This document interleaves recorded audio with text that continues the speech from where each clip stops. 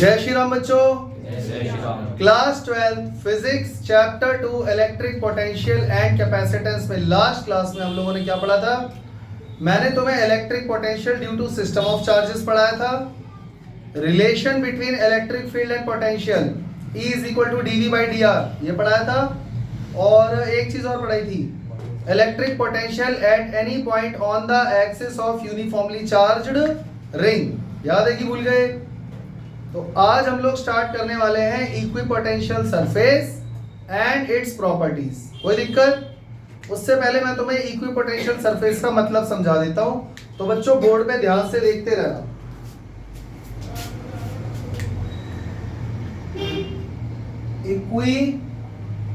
Equipotential surface and its properties.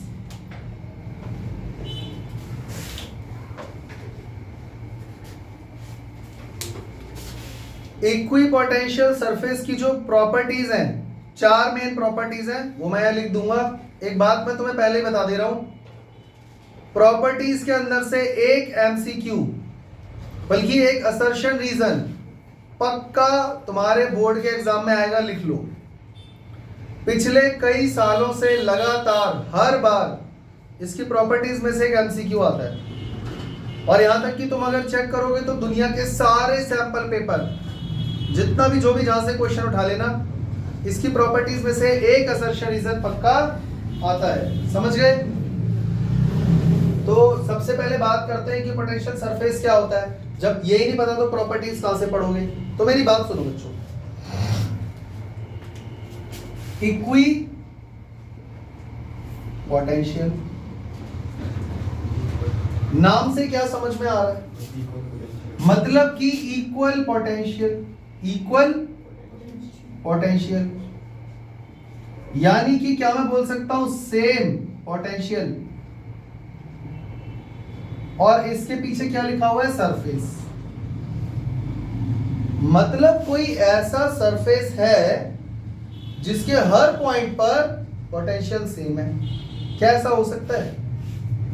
हम ये बात जानते हैं, इलेक्ट्रिक फील्ड वाले स्पेस में पोटेंशियल वहीं पे होता है ना जहां पे इलेक्ट्रिक फील्ड होता है। जब इलेक्ट्रिक फील्ड ही नहीं है तो पोटेंशियल कहां से आ जाएगा? पोटेंशियल एनर्जी कहां से आ जाएगी?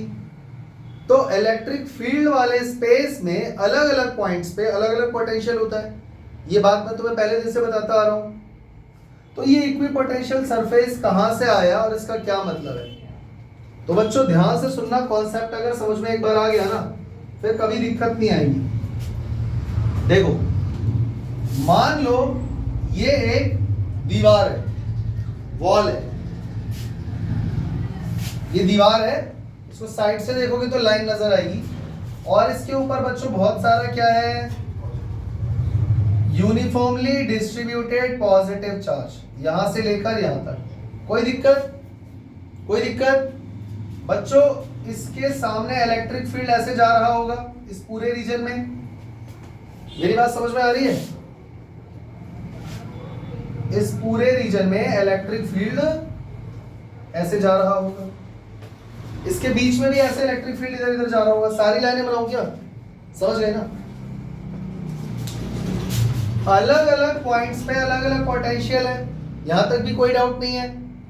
पर बच्चों अगर मान लो इंफिनिटी से कोई पॉइंट चार्ज को मैं लेकर आता हूं पॉइंट ए पर और पॉइंट बी पर, किसका पोटेंशियल ज्यादा होगा?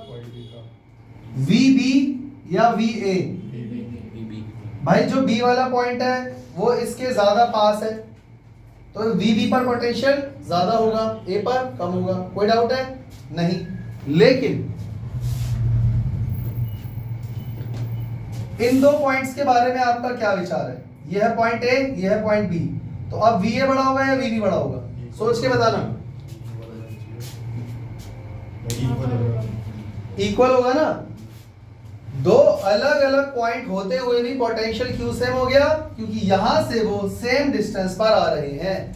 मतलब किसी टेस्ट चार्ज को इंफिनिटी से ए पॉइंट पर लाने में भी उतनी एनर्जी लगेगी जितनी इंफिनिटी से उसको बी पॉइंट पे लाने में लगेगी। हाँ या ना? बात समझ में आ गई?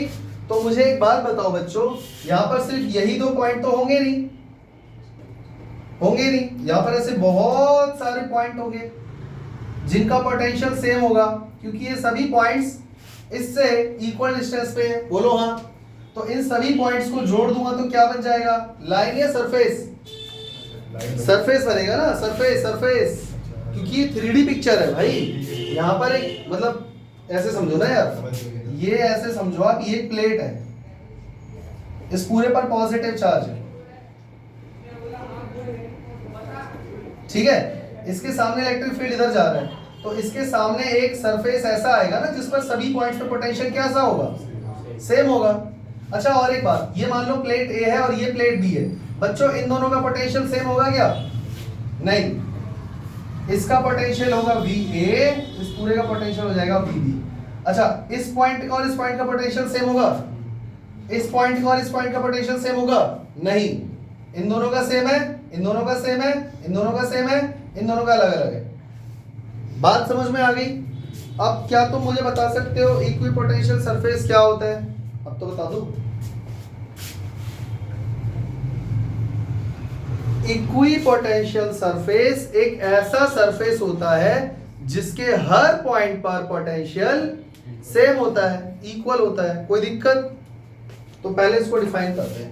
What do you mean bye equipotential surface? इसका क्या मतलब है? इसका मतलब ये है, it is defined as a surface at which potential is same at every point। कोई दिक्कत? सबको समझ में आ गया? एक ऐसा सरफेस जिसके हर पॉइंट पर पोटेंशियल सेम ही होता है। बच्चों इक्विपोटेंशियल सरफेस हमेशा एक प्लेन सरफेस ही होगा क्या? नहीं। मान लो यहां पर एक पॉजिटिव चार्ज है, इसकी वजह से इलेक्ट्रिक फील्ड कहां जाएगा? बाहर पूरा। सही है, 3D पिक्चर बनेगी ना, मतलब ये पॉइंट चार्ज आएगा तो इलेक्ट्रिक फील्ड पूरा ऐसे बाहर की तरफ पूरा स्फीयर बनेगा। मेरी बात समझ में आ रही है?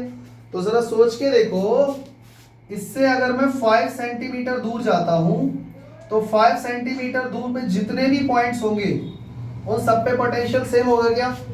तो क्या बनेगा? सर्कल या स्फीयर? बोर्ड पे सर्कल दिख रहा है लेकिन हकीकत में तो स्फीयर बनेगा ना, क्योंकि इस पॉइंट चार्ज से 5 सेंटीमीटर दूर आगे पीछे ऊपर नीचे कितने सारे पॉइंट्स होंगे, उन सबको जोड़ोगे तो क्या बनेगा? बात समझ में आ गई? तो इक्विपोटेंशियल सरफेस हमेशा जरूरी नहीं है कि एक प्लेन सरफेस ही हो, वो स्फीयर भी हो सकता है, सिलेंडर भी हो सकता है और प्लेन सरफेस भी हो सकता है। वो डिपेंड करता है कि लाइन चार्ज है या पॉइंट चार्ज है या फिर सरफेस चार्ज है, ठीक है। तो इक्विपोटेंशियल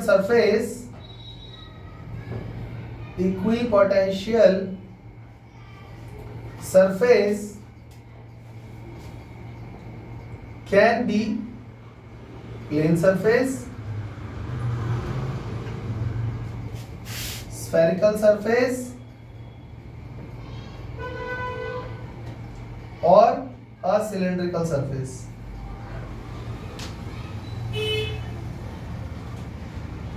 यहां तक कोई दिक्कत? चले आगे। अब हम लोग बात करने जा रहे हैं properties of equipotential surface. Properties of equipotential surface.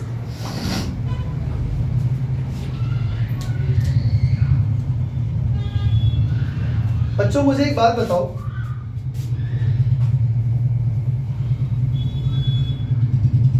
इसके सामने एक इक्विपोटेंशियल सरफेस मैंने बना दिया, ठीक है। अगर मुझे ये पॉइंट P है, ये पॉइंट Q है, ये पॉइंट A है और ये पॉइंट B है, जो पूछ रहा हूं ध्यान से सुनना और बताना, क्या P और Q पॉइंट पे पोटेंशियल सेम होगा? ये हमारा सोर्स चार्ज है, प्लेन सरफेस है, इस पे पॉजिटिव चार्ज है, इलेक्ट्रिक फील्ड इधर जा रहा है। अब आप ये बताओ, क्या P और Q पॉइंट पे पोटेंशियल सेम होगा? नहीं। A और B पे सेम होगा? हाँ। क्या मुझे किसी टेस्ट चार्ज को Q से P तक लाने में वर्क डन करना पड़ेगा? हाँ, क्योंकि मैं इलेक्ट्रिक फील्ड के अगेंस्ट काम कर रहा हूं। पर क्या मुझे A से B पर कोई पॉइंट चार्ज को लाने या ले जाने में कोई वर्क डन करना पड़ेगा? नहीं। इसका मतलब पहली प्रॉपर्टी आपको याद रखनी है, no work is need to be done. Property तभी समझ में आएगी, पहले ये समझो इक्विपोटेंशियल सरफेस होता क्या है। ऐसा सरफेस जिसके हर पॉइंट पे पोटेंशियल सेम है। तो what do you mean by the property? इसमें पहली प्रॉपर्टी क्या है? No work is need to be done to move a charge from one point to another on equipotential surface. ये हो गई भैया पहली प्रॉपर्टी। आ गया समझ में? इसको और बेहतर तरीके से समझने के लिए काम करते हैं, ये एक इक्विपोटेंशियल सरफेस बनाते हैं। ये हमारा इक्विपोटेंशियल सरफेस है, ठीक है। इस पर दो पॉइंट है ए और बी, ठीक है। ए पॉइंट पे पोटेंशियल कितना है VA और बी पॉइंट पे कितना है VB, ठीक है। तो मुझे ये बताओ बच्चों, वर्क डन का फॉर्मूला क्या होता है? Delta V by Q। एक minute, work done upon charge क्या होता है? चार्ज जो हमें यहां से यहां तक मूव करना है ना, वो मान लेते हैं वो चार्ज है Q0, टेस्ट चार्ज है, ठीक है। तो ये हो गया work done upon charge is equal to potential. तो WAB is equal to charge Q0, इधर मल्टीप्लाई कर दिया, और पोटेंशियल हो गया potential difference VB minus VA, सही है। डिफरेंशियल हो गया ऑब्वियसली, क्योंकि दो अलग अलग पॉइंट है। पर क्योंकि हम ये बात जानते हैं कि VB माइनस VA कितना हो जाएगा, क्योंकि VB इक्वल टू क्या है VA, तो जरा सोचो ये वैल्यू यहाँ अगर हम पुट कर दें तो Q0 इंटू 0 हो जाएगा। तो वर्क डन कितना हो गया बच्चों? आ गई बात समझ में? क्योंकि इक्विपोटेंशियल सरफेस है, दोनों पॉइंट पे पोटेंशियल सेम होगा। अगर पोटेंशियल सेम है इसका मतलब VB माइनस VA 0 हो गया। तो इस फॉर्मूले में अगर वैल्यू पुट करूं तो वर्क डन कितना आ रहा है? भाई बात समझ में आई या नहीं आई? कोई दिक्कत? चले आगे, इसको लिख लेना भैया, इसको लिख लेना। चलते हैं अगली प्रॉपर्टी की तरफ।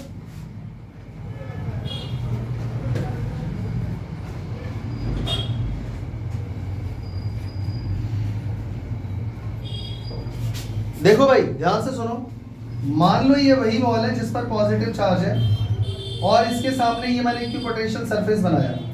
यहां से इलेक्ट्रिक फील्ड सीधा जा रहा है, इलेक्ट्रिक फील्ड सीधा जा रहा है।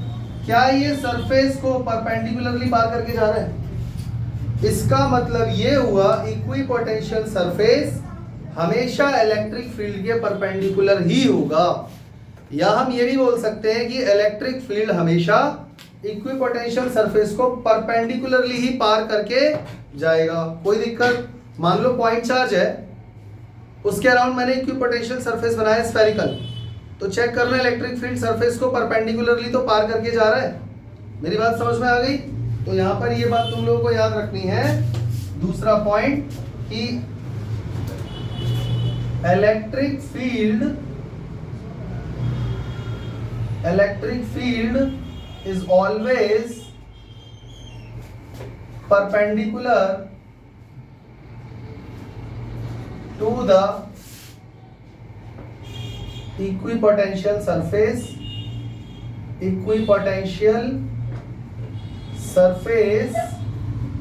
at every point। ये बात समझ में आ गई? चाहे पॉइंट चार्ज हो, चाहे लाइन चार्ज हो, चाहे सरफेस चार्ज हो, इलेक्ट्रिक फील्ड हमेशा इक्विपोटेंशियल सरफेस को परपेंडिकुलरली ही पार करके जाएगा। कोई दिक्कत है तो अभी पूछ लो, ठीक है। तो यहाँ पर इसका भी एक छोटा सा फॉर्मूला लिख देता हूँ, dW is equal to E dot dl होता है। तो dW is equal to E dot हटाओगे तो क्या लग जाएगा? cos theta. अब हम ये बात जानते हैं इक्विपोटेंशियल सर, देखो इक्विपोटेंशियल सरफेस पे ही चार्ज को मूव करने का जो डिस्टेंस छोटा सा लिया वो dl है। तो वर्क डन तो जीरो आएगा यहाँ पे, और वर्क डन जीरो तभी पॉसिबल है जब यहाँ पर थीटा की मैं कौन सी वैल्यू लूंगा, 90। तो थीटा यहाँ पर 90 हो गया, तो थीटा 90 तभी जब थीटा 90 होगा तभी वर्क डन यहाँ पर जीरो होगा, और अगर वर्क डन जीरो है तो थीटा 90 होना चाहिए। तो वर्क डन तो पहले से ही पता लग गया, इक्विपोटेंशियल सरफेस पे चार्ज को मूव कराने का वर्क डन जीरो होता है। तो E डॉट dl की वैल्यू तभी जीरो आएगी जब थीटा पक्का 90 होगा। समझ गए? तीसरा पॉइंट, बच्चों मान लो ये वही सरफेस है जिस पर पॉजिटिव, कितनी बार बनाऊं यार ये मैं, यार मुझे इसको एक जगह बना नहीं देना चाहिए। इसके सामने बच्चों इक्विपोटेंशियल सरफेस एक ही बनेगा या बहुत सारे बनेंगे? जरूरी है कि एक ही बनेगा। अरे इस पॉइंट पे और इस पॉइंट पे पोटेंशियल अलग अलग है, लेकिन इस पॉइंट पे तो सेम है ना। तो इसके पीछे कितने इक्विपोटेंशियल सरफेस बन सकते हैं? बहुत सारे। मेरी बात समझ में आ गई बच्चों? तो जहां पर इलेक्ट्रिक पोटेंशियल स्ट्रांग होता है वहां पर जहां पर इलेक्ट्रिक फील्ड स्ट्रांग होता है या इलेक्ट्रिक पोटेंशियल स्ट्रांग होता है, वहां पर उस रीजन में इक्विपोटेंशियल सरफेस बहुत ही क्लोज होते हैं। कोई दिक्कत? यानी कि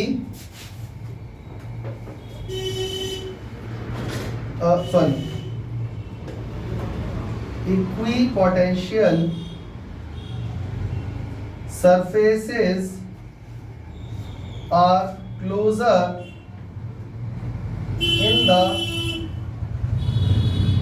region of, किस रीजन में क्लोज होते हैं? Strong electric field. ऐसा इसलिए क्योंकि E inversely proportional to dr होता है। तो dr जितना कम होगा इलेक्ट्रिक फील्ड उतना ही स्ट्रॉन्ग होगा, और इलेक्ट्रिक फील्ड जितना स्ट्रॉन्ग होगा dr उतना ही कम हो जाएगा। और लास्ट प्रॉपर्टी ये है कि दो इक्विपोटेंशियल सरफेस कभी भी आपस में इंटरसेक्ट या क्रॉस नहीं कर सकते। अगर दो इक्विपोटेंशियल सरफेस क्रॉस कर रहे हैं किसी पॉइंट पर, तो इसका मतलब पॉइंट ऑफ इंटरसेक्शन पर दो डिफरेंट पोटेंशियल है, पर एक ही पॉइंट पे दो अलग अलग पोटेंशियल पॉसिबल है नहीं। तो हम क्या लिखेंगे? No two equipotential surface can cross या इंटरसेक्ट ईच अदर।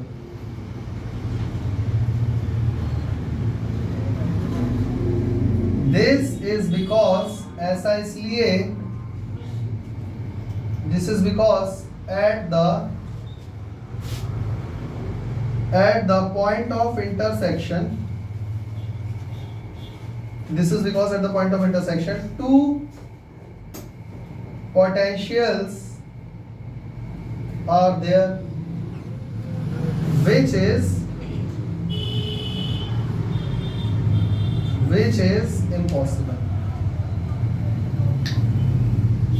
तो इलेक्ट्रिक फील्ड वाले किसी रीजन में एक ही पॉइंट पे दो पोटेंशियल एग्जिस्ट कर सकते हैं? नहीं।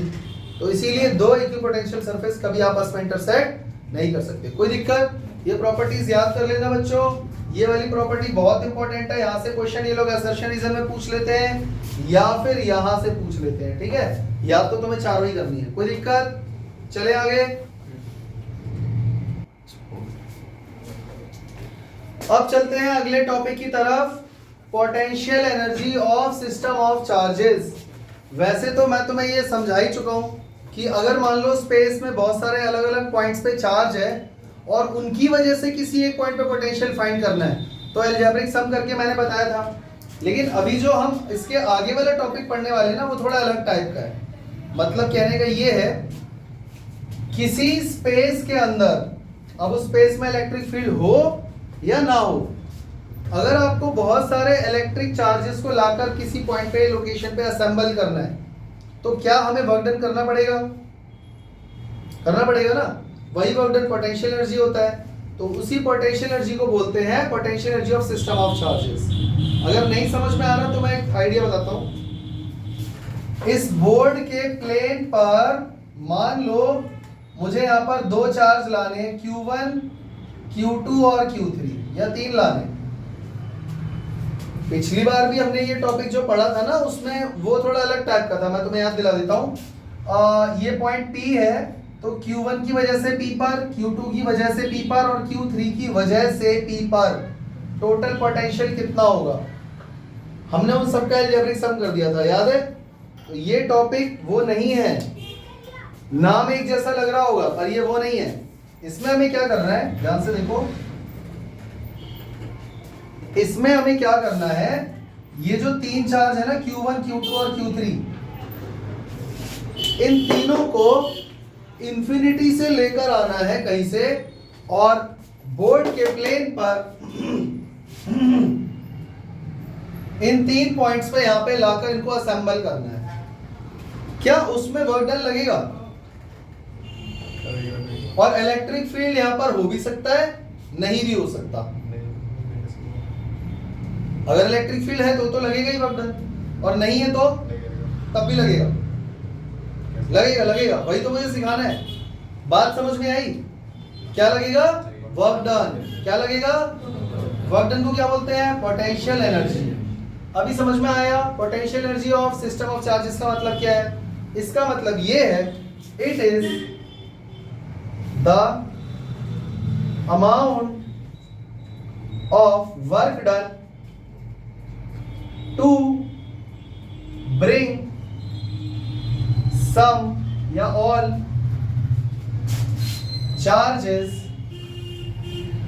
From infinity to their location in space. कुछ समझ में आया? स्पेस में किसी लोकेशन पर कुछ चार्जेस को इंफिनिटी से लेकर लाकर रखने में जो भी वर्क डन लगेगा that is called potential energy of system of charges. कोई दिक्कत? It is a scalar quantity, ये भी एक स्केलर क्वांटिटी है। तो मैंने तुम्हें अभी बताया इलेक्ट्रिक फील्ड यहां पे हो भी सकता है, नहीं भी हो सकता। अगर इलेक्ट्रिक फील्ड नहीं है क्या तब वर्क डन करना पड़ेगा? तो एक बच्चे ने बोला सर नहीं करना पड़ेगा, तो वो मैं तुम्हें अभी बताने जा रहा हूं कि करना पड़ेगा या नहीं करना पड़ेगा। ठीक है, करें शुरू। तो केसेस लेते हैं। केस वन पोटेंशियल एनर्जी, बच्चों शॉर्ट में पीई लिख दूं, of system of 2 point charges. मान लो आपको सिर्फ 2 ही पॉइंट चार्ज लेकर आने हैं, और यहां पर मैं लिख देता हूं specially no external electric field, no external electric field, short में ये लिख दिया, कोई दिक्कत तो नहीं है। मतलब स्पेस में इलेक्ट्रिक फील्ड एक्सटर्नल नहीं है। आपको इंफिनिटी से कितने चार्ज लाने हैं? 2, और यहां पर लाकर रखने हैं। वर्क डन लगेगा? अब देखते हैं भाई लगेगा या नहीं लगेगा। मान लो बच्चों एक चार्ज है Q1, उसको मैं यहां पर लाया, ठीक है, और फिर इंफिनिटी से Q2 को यहां पे लाना है। ये रहा Q2, ये पॉइंट है A, ये पॉइंट है B, और यहां से यहां तक का जो डिस्टेंस है वो मान लेते हैं R12 है। ठीक है, तो इंफिनिटी से मैं इस चार्ज को यहां पे लेकर आया और इंफिनिटी से ही इसको यहां पर लेकर आया। ठीक है, तो टोटल वर्क डन आपको कितना करना पड़ा वो बताओ। अब बच्चों मेरी बात ध्यान से सुनना, ये सारी बातें मैं वर्ड्स में लिखूं या समझ में आ रही है? आ रही है ना? तो एक एक करके ही तो दोनों चार्ज को लाए होगे या इकट्ठा दोनों को लेकर आ गए? एक एक करके लाओगे। तो बच्चों जब ये Q1 को तुम यहां पर लेकर आए तो भाई एक एक करके तो चार्ज को लाओगे, इकट्ठा तो लाओगे नहीं। तो यहां पर मान लो बिना एक्सटर्नल इलेक्ट्रिक फील्ड वाले रीजन में जब आप किसी पहले चार्ज को लेकर आओगे तो वर्क डन कितना लगेगा? जब आप पहला वाला चार्ज लाए थे तब कोई वर्क डन नहीं लगेगा भाई, इलेक्ट्रिक फील्ड है ही नहीं। और जब इलेक्ट्रिक फील्ड है ही नहीं तो वर्क डन क्यों लगेगा भैया? आप उसको खींच कर ला रहे हो तो किसके अगेंस्ट में काम कर रहे हो? अगेंस्ट में कोई है ही नहीं। लेकिन जब आप दूसरा वाला चार्ज Q2 लेकर आओगे तब कुछ ना कुछ वर्क डन लगेगा। बोलो हाँ। तो मुझे नहीं पता कितना लगेगा, मुझे नहीं पता, तो इसको बाद में लेकर आएंगे। 1 मिनट, पहले ये बताओ किस पॉइंट पर लेकर आना है? बी पॉइंट पर। क्या बी पॉइंट पर इलेक्ट्रिक फील्ड है? हाँ। Q1 पे जो चार्ज ए पर Q1 है, इसकी वजह से तो इलेक्ट्रिक फील्ड आ रहा है ना, तो इसकी वजह से यहां पर पोटेंशियल कितना होगा? V AB बोल दूं बच्चों? बता देता हूं। VAB means the potential at point B due to charge Q1। अगर भाई ये समझ में नहीं आ रहा तो बता दो। तो बच्चों पोटेंशियल का फॉर्मूला क्या होता है? K source charge upon R। कोई दिक्कत? तो K Q1 बाय R12। कोई दिक्कत? पोटेंशियल आ गया। अब बताओ बच्चों वर्क डन का फॉर्मूला क्या होता है? हम जानते हैं potential equal to work done upon charge होता है, तो work done equal to V into Q हो जाएगा। सही है? तो अगर आपको वर्क डन फाइंड करना है, what is the work done to bring charge Q2 is equal to what is the potential at point B multiply by कौन सा चार्ज आप लेकर आ रहे हो? हम Q2 ला रहे हैं। तो अब मुझे बताओ WB की वैल्यू हमारे ये मिल गई, यहाँ पर हम पुट कर देंगे। यार ये ना जगह थोड़ी कम हो गई है, मेरी बात समझ पा रहे हो ना? तो अब हम क्या लिख रहे हैं? Work done of Q2। तो आ जाएगा हमारे पास VB इंटू Q2। तो VB की वैल्यू क्या आ गई हमारे पास? ये रही K Q1 upon R12 multiply by Q2। तो हमारे पास WQ2 कितना आ गया? K Q1 Q2 by R12। कितने बच्चों को ये बात समझ में आ गई? और अगर यही वर्क डन है तो यही पोटेंशियल एनर्जी भी होगा। आई बात समझ में? तो टोटल पोटेंशियल एनर्जी कितनी हुई to assemble these two charges Q1 Q2 from infinity to these points? 0 plus this, यही हो जाएगा। नहीं आ रहा समझ में? नहीं आ रहा ना? आगे समझ में? अरे कुछ भी नहीं है यार। पहले तुम लोग Q1 को लेकर आए, कोई इलेक्ट्रिक फील्ड नहीं था, तो वर्क डन कितना हो गया? 0। अब इस वाले पॉइंट पर Q2 को लेकर आना है, तो इसकी वजह से इस पॉइंट पर पोटेंशियल कितना होगा? पोटेंशियल तो निकाल लोगे। पोटेंशियल का मल्टीप्लाई 4 से कर दो, जो चार्ज Q2 है, तो इसका मल्टीप्लाई Q2 से करोगे, तो यहाँ पर एक खाली Q2 ही तो ऐड हो जाएगा। ये आ गया, कोई दिक्कत? और इन दोनों को जोड़ोगे 0 को और इसको, तो यही आएगा। तो फॉर्मूला क्या आया? K Q1 Q2 upon R12। कोई दिक्कत? चले आगे, पक्का? चलो एक और केस करते हैं, एक और केस करते हैं बच्चों। Case number 2, potential energy of system of 3 point charges. और बच्चों ये जो 3 पॉइंट चार्जेस हैं, यहां पर भी नो एक्सटर्नल इलेक्ट्रिक फील्ड है, कोई एक्सटर्नल इलेक्ट्रिक फील्ड यहां पर नहीं है। कोई दिक्कत? तो चलो भाई बना दो 3 चार्ज। पहले आया Q1, बाद में आया Q2 और लास्ट में आया Q3। मान लेते हैं इन दोनों के बीच का डिस्टेंस है R12, इन दोनों के बीच का डिस्टेंस है R13 और इन दोनों के बीच का डिस्टेंस है R23। तो पहले ये आया, बाद में ये आया होगा इन्फिनिटी से, और लास्ट में ये आया होगा इन्फिनिटी से। मेरी बात समझ में आ रही है बच्चों? फटाफट कर दूं या टाइम वेस्ट करूं तुम्हारा? फटाफट कर दूं। बच्चों कितना वर्क डन लगा चार्ज Q1 को यहां पर लाने में? 0, क्योंकि सबसे पहले चार्ज Q1 आया था, उस समय इस दुनिया में कोई नहीं था, कोई इलेक्ट्रिक फील्ड नहीं था। कितना वर्क डन लगा जब चार्ज Q2 को यहां पर लेकर आए? तो इसका फॉर्मूला अभी अभी हमने पढ़ा था, पोटेंशियल इनटू Q2। बोलो हाँ। अब इस पॉइंट पर पोटेंशियल किसकी वजह से होगा? खाली Q1 की वजह से। Q3 तो अभी आया ही नहीं ना। अरे भाई अभी तो ये इस दुनिया में है ही नहीं ना। मेरी बात समझ में आ रही है? अभी तो खाली आप Q2 को लेकर आ रहे हो ना इंफिनिटी से। तो इसको यहां पर लाने में कितना वर्क डन लगेगा? Potential into Q2। बच्चों पोटेंशियल का फॉर्मूला बोलो। इसकी वजह से Q1 की वजह से यहां पर पोटेंशियल कितना होगा? K Q1 upon R12 into Q2, जो कि हमारे पास आ गया K Q1 Q2 upon R12। कोई दिक्कत? ये तो रहा, अभी तो किया था तुम्हारे सामने, वही तो है। अब आप तीसरा चार्ज यहां पर असेंबल करना चाहते हो Q3। अभी हुआ नहीं है असेंबल, यहां पर लाना है। तो बच्चों यहां पर इस पॉइंट पर क्या Q1 की वजह से कुछ पोटेंशियल होगा? हाँ, और इसकी वजह से भी तो कुछ, ये भी तो एक चार्ज है, इसकी वजह से भी तो यहां पर कुछ पोटेंशियल होगा, बोलो हाँ। और यहां पर इंफिनिटी से मुझे एक चार्ज लेकर आना है Q3। तो अगर आपको WQ3 लाना है तो आपको पोटेंशियल इनटू चार्ज Q3 करना होगा, बोलो हाँ। अगर इसको ठीक से देखोगे तो potential at Q3 due to Q1 और potential at Q3 due to Q2 को ऐड करना होगा, देन मल्टीप्लाई बाय Q3 करना होगा। बात समझ में आ रही है?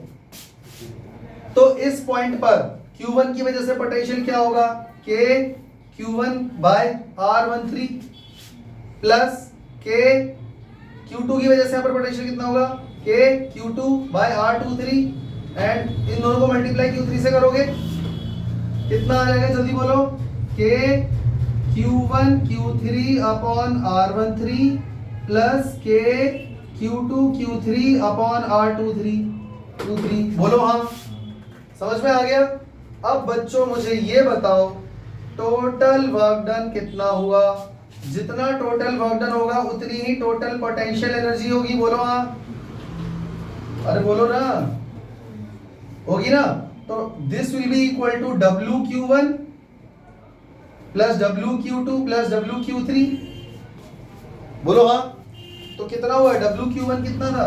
0 प्लस ये कितना है?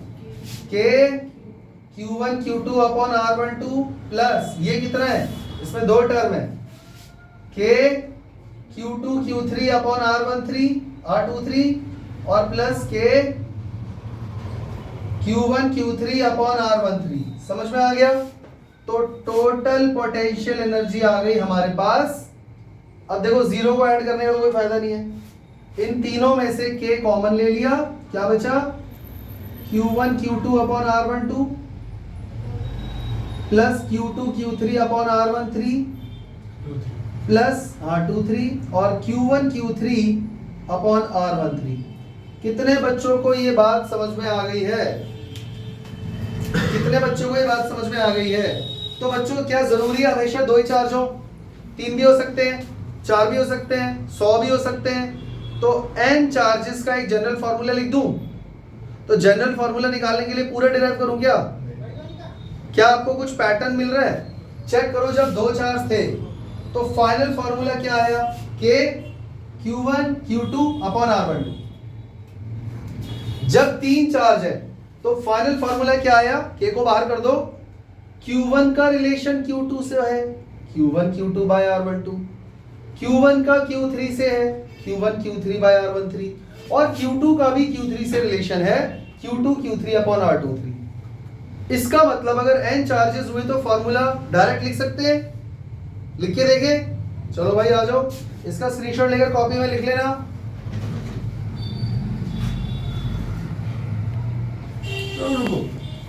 हो गया? तो बच्चों अब जरा दिमाग लगाओ, 2 पॉइंट चार्ज, 3 पॉइंट चार्ज, अगर मान लो n पॉइंट चार्ज हुए n, तो टोटल पोटेंशियल एनर्जी कितनी होगी इन नो एक्सटर्नल फील्ड में? तो यहां से हमको एक पैटर्न मिला कि हर एक चार्ज हर एक दूसरे चार्ज से एक बार तो रिलेशन बना रहा है। मेरी बात समझ रहे हो? तो मेरे हिसाब से फाइनल फॉर्मूला जो इसका होना चाहिए n चार्जेस का, वो होगा W नेट या टोटल पोटेंशियल एनर्जी, एक ही बात है, K Q1 Q2 upon R12 Q1 Q3 upon R13 plus Q1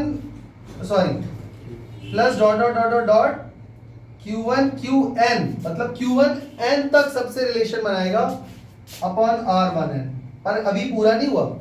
फिर उसके बाद Q2 भी तो बनाएगा Q3 से, फिर Q2 बनाएगा Q4 से plus dot dot dot Q2 भी बनाएगा Qn तक R1n, ऐसे ही चलता रहेगा। इसको तो फिर ऐसे तो ये बहुत लंबा चला जाएगा। और फिर इसको हम शॉर्ट में कैसे लिखें? तो एक काम करते हैं बच्चों, मैं इसको ऐसे लिख देता हूं, सुनो। मैं इसको ऐसे लिख रहा हूं, ध्यान से देखना, समझ में आए तो। K कॉमन ले लिया, summation of Qi Qj upon Rij, I की वैल्यू 1 से लेकर n तक जा रही है, J की वैल्यू 1 से लेकर n तक जा रही है, और बाहर क्या निकला यहां से? K, यहां से बाहर निकला K, और K क्या अपॉन में 2 आएगा। ये आ गई टोटल पोटेंशियल जी। कितने बच्चों को समझ में आ गया? सर सब कुछ समझ में आ गया, बस एक चीज नहीं आई, अपॉन में 2 क्यों लगाया, है ना? ये तो सबको समझ में आ गया कि Qi Qj का मतलब 1 2 1 3 1 4 2 1 2 2 सबसे, लेकिन I की वैल्यू भी क्लियर हो गई, 1 से j n तक, 1 से n तक। ये अपॉन में 2 क्यों आ गया? यहाँ पे तो 2 से डिवाइड नहीं करा था, बताता हूँ, ध्यान से सुनो बच्चों, ध्यान से सुनना। हम सभी एक पार्टी में आए हुए हैं, इमेजिन करो हम सभी एक पार्टी में आए हुए हैं, और मैं हर इंसान से हाथ मिलाने वाला हूं। मान लो मैं Q1 हूं और मुझे सबसे हाथ मिलाना है, तो Q1 Q2 Q1 Q3 Q1 Q4 Q1 Q5 Q1 Q6 Qn तक जाएगा। फिर यही काम एक सेकंड पर्सन भी कर रहा है।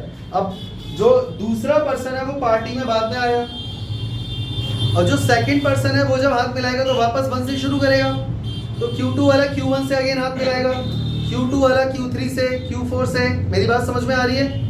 तो जरा चेक करो, 2 बार रिपीट नहीं हो गया। Q1 ने Q2 से हाथ मिलाया, Q2 ने Q1 से हाथ मिलाया, मतलब Q1 Q2 अपॉन R12 और Q2 Q1 अपॉन R21। ये दोनों का मीनिंग तो सेम ही है ना, बट इस फॉर्मूले में ही दोनों इंक्लूड हो गए, चेक कर लो। अब क्योंकि हर चार्ज का पेयर 2 बार बन रहा है, तो मैंने ऑलरेडी 2 से डिवाइड कर दिया। कोई दिक्कत? कितने बच्चों को अभी भी समझ में नहीं आया? आ गया? चले आगे। जो डबल समेशन है ना, उसमें एवरी पेयर काउंट हो गया ट्वाइस, इसलिए हमने पहले ही इसको 2 से डिवाइड कर दिया। मेरी बात समझ में आ गई?